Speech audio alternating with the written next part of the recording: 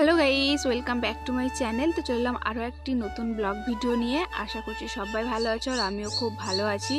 আর আজকে ভিডিওটা শুরু করছি দুপুরবেলা। আর এখন রেডি হয়ে এখন যাচ্ছি আমাদের পাড়ায় কালী পুজো যেখানে হচ্ছিলো। তো সেইখানে আজকে মহাপ্রভুর অন্নপ্রসাদ বিতরণ চলছে, তো সেইখানে যাব খেতে।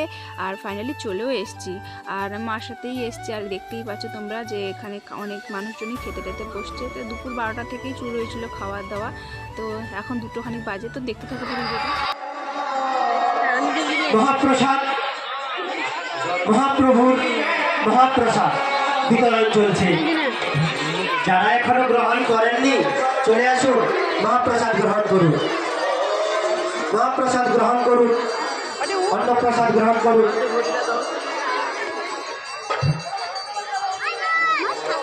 পুরঞ্জন মন্ডল পাড়ার